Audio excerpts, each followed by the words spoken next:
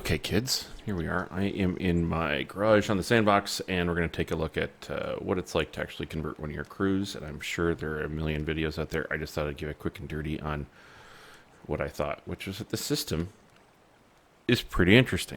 And I think a lot of people are just fucking losing their minds about, I'm going to lose this on the same. Like, this is the first version on the sandbox. There's going to be other iterations. Calm your tits. The other thing at a very high level is I'd say that your crews now actually have a much higher top end than they did in the old system. You know, really after, 5, 6 skills, you're kind of looking for stuff to do with those crews. There's not much further to go. There seems to be a lot more upside within the current system. I think a lot of people have made out that they think they should be getting more skill points than they got. I think they're, in their head, they're converting and saying, I had 100% in this before, and I should have 100% in all of this now. But I think the new skills, if you do some of the math, not all of them, but a bunch of them, are actually better than 100% in the old skill. Okay? And there's a lot more skills to pick from now. You can really customize your crews. That also means that maybe you make them a bit more milquetoast. All that's got to get worked out. Just calm down. It's the first iteration. So let me just show you how a conversion works, and it's pretty easy. And I'm gonna pick one that, I don't have a particularly stellar crew in, and I'm going to pick one here. If you see, there's these markers, convert crew, right? That means the crew is sitting in the tank and it's ready to go. If you might panic and go, what do you mean my Stritzfunk tier 10 tank destroyer doesn't have a crew? Just calm your tits. It means that the crew wasn't in the tank or something like that. They're still there. All of your crew members are still there. Even the junk is still there. All right. So when you don't have your crew automatically convert, you have to go through an extra step here, which is to mobilize. And then what it'll do is say, well, which guy do you want to have in this tank? And look, I have my crew member that actually belongs in that tank right over there. Easy peasy. There we go. Okay. And we can continue. Now, this isn't a particularly good crew, right? I mean, I'm a bit into my 4th skill, right? So that converts over into 34 available skill points. I also think that smaller crews, I haven't done the math, it's anecdotal, but I also think that smaller crews kind of can suffer a bit disproportionately. But then I'm going to maybe think that's wrong because my Manticore crew is my baller crew, and yeah, isn't that weird? And they're quite high. There's also several chances to improve these crews because a lot of items have been converted into skill crew books and so on, so you can actually really pump these values up quite a bit. All right, so we're going to convert these into the new system. The one thing I'd warn you about, though, is that if you do it and you make a mistake, it's going to cost you money. So take your time. All right, so they're converted, they're in the tank, they're ready to go. Nothing else has changed on the tank. All the equipment, all the ammo, everything else that I've done there is different. Now, some of these special commanders that you may have picked up along the way may have been converted into instructors. And as far as I'm concerned, it's the instructor system that is the weakest part of this that they really need to take a look at. All right, I got 34 skills, which means I can max out any particular skill. It also means that if I wanted to, I could pick up 3 skills in a category, like tactical training, up to 10, and then I will get a bonus skill at the end, one of these 2 things, if that's what I want to do. Now, they did try to make it quite easy, and it's like, here's some suggested skills for your tank. Okay. So I think one of the primary things I'm concerned about is view range, but it turns out that my tank has plenty of view range without the eyes open skill. I think that might be with binos, though. Anyway, so coherence, this roughly translates into what was Brothers in Arms before. Target tracking allows you to cause damage to your target within your view range. When you cause damage to your target within your view range, target remains spotted for an additional amount of time. So if I'm the one who's picking him up and I bonk him, he doesn't go stealth for a much longer amount of time. I'm not sure I care about that. Quick reaction. When you spot an enemy, your aiming time is decreased. So it allows you to get a snapshot off on somebody who's just been spotted much more quickly than before, which is actually a pretty nice new skill. Vulnerability Expert is what I think the Deadeye skill was before, which is that you do increased amount of module and or crew damage. Fast aiming is pretty straightforward. The Adrenaline Rush, I'm not sure that entirely makes sense to me. When your durability goes down, then your reload time goes up. Meh. Snapshot, still snapshot. Concentration. What this means is that the bottom end of your RNG is lifted up, so you'll get fewer low rolls, or there's a basement on what your low rolls can be. Concealment, same as before. Quick repair, that's perfectly sensible, makes sense. Pain threshold. So a lot of these are pretty new. I'm not going to go through everything. Test Games did like this massive, long, diatribe on the whole thing and really went into depth, and you can watch that. But I just want to show how it's done. So let's just decide that, I definitely want to have the handling of my vehicle be top drawer. I definitely want, that means I'm not going to get like a big skill. That's okay. It's okay. And I definitely want my concealment to be baller. And I think I want,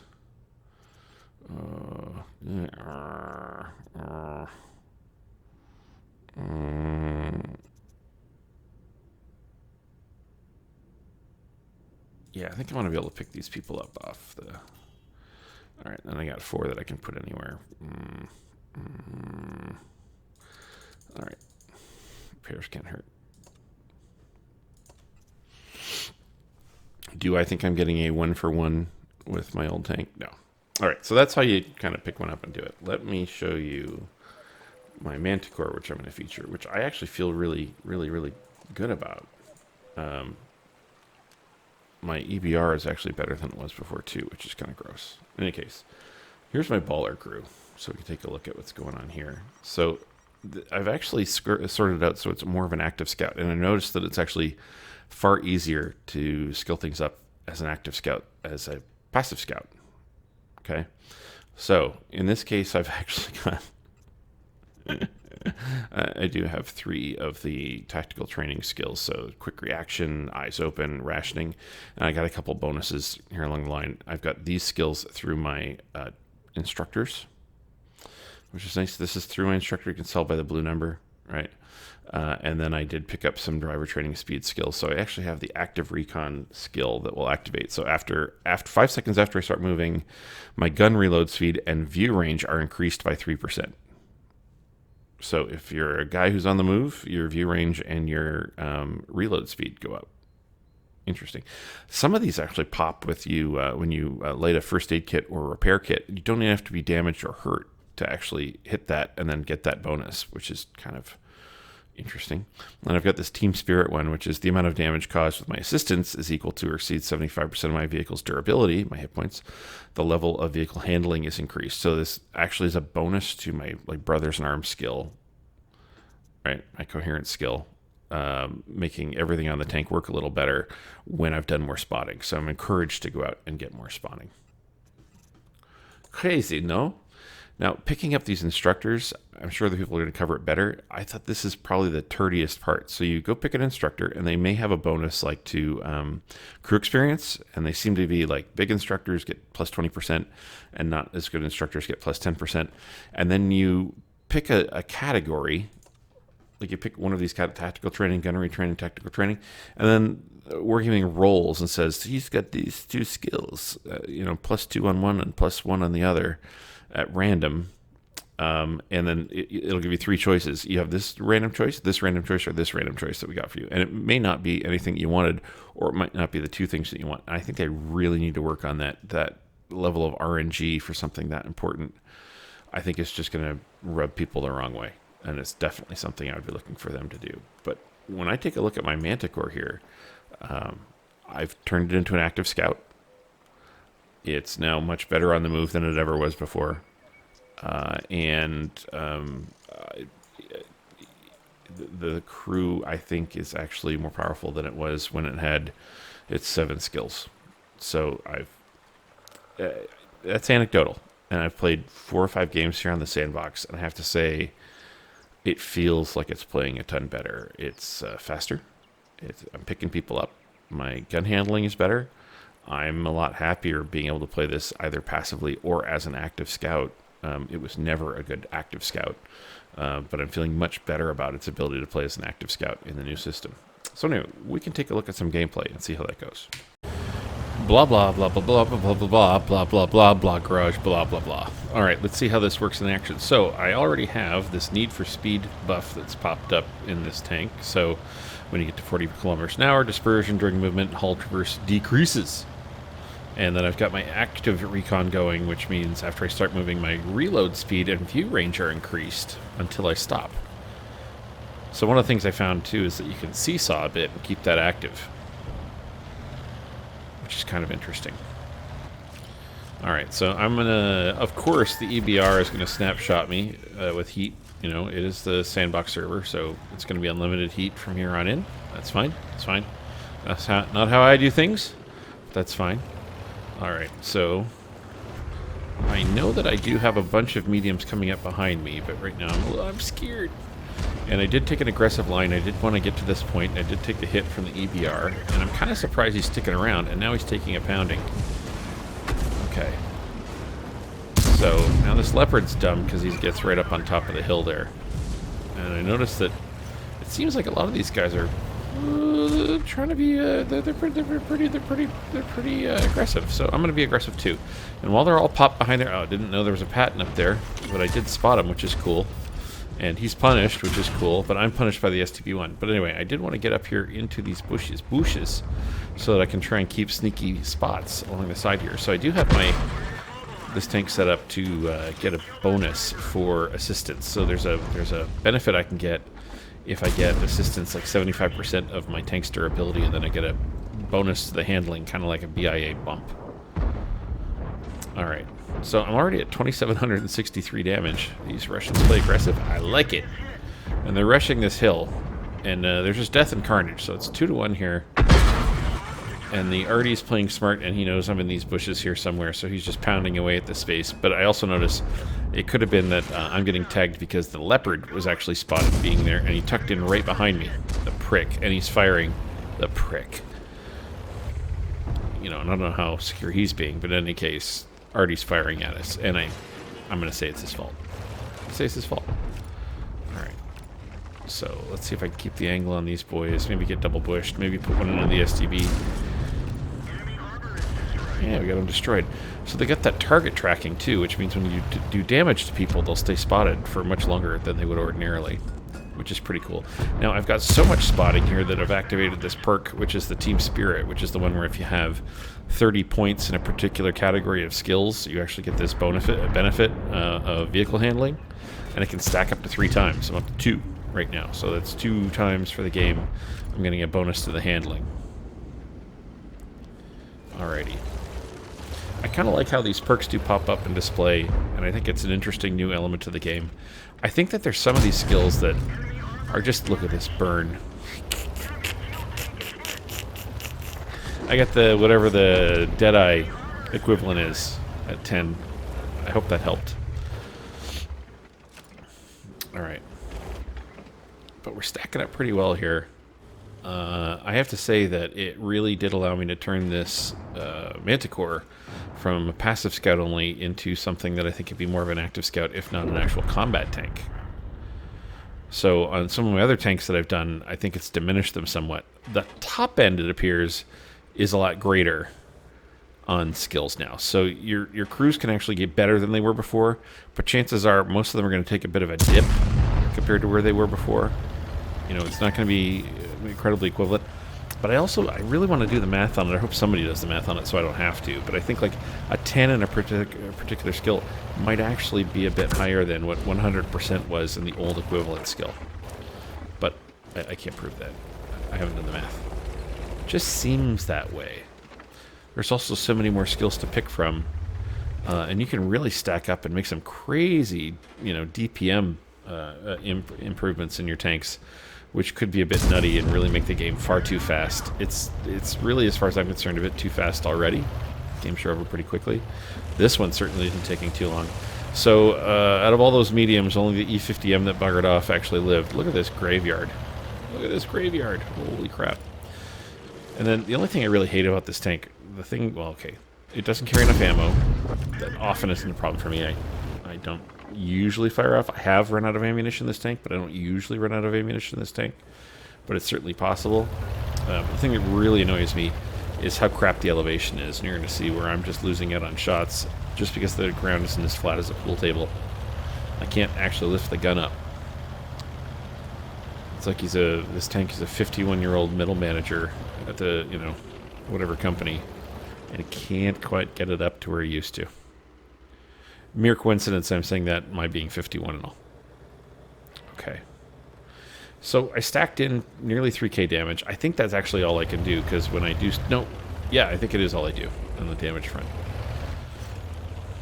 Alright, active recon, need for speed is up. My vision's going to be up. I do have this thing tricked out for pretty good vision. So we'll see what happens here. Alright, nothing. I think that TVP is really lucky to be alive. He seemed to make a lot of dumb mistakes. But he was playing in space, which is great. But look, I can't get my gun up. This isn't that big a slope. And look, I'll even get where it's a bit flatter, and I still can't. It's slightly sloped, and I can't raise my gun to fire at the TV. This is crazy. Oh, annoying. So annoying. But I do spot the arty through the bushes, which is nice, and here I'm going to get a critical hit. So no more damage for me, but my boys put him away, and I finish up with almost 4,200 spotting, almost 3k damage. Nice little game. I like it.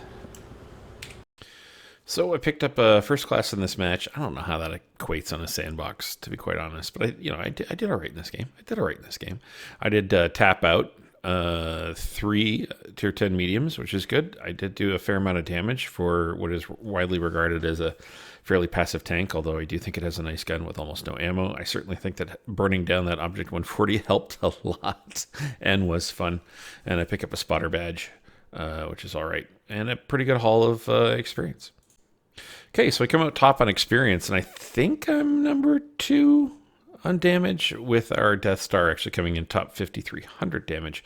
But I'm pretty pleased for this little light tank to come up with 3,300 damage, particularly when I was in the midst of all those mediums. I could have been wrecked, so I am grateful to my colleagues who were ruthlessly aggressive and were really making a lot of the spotting that I was getting, and they were doing quite a bit of spotting themselves as well.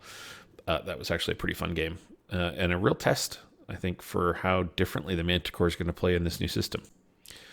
And I fired nothing but gold, and I still came out with a little tiny profit, which is pretty nice. So my summary on this crew skills thing, don't shit the bed. It's a sandbox. They're going to have iterations. I doubt they're going to go to press with, the way it looks now. I don't think you can make a direct equation of I had 100% in this, and now I only give 60, 6 out of 10, and stop crying. I think the idea actually is to spread some of your experience across some of those skills.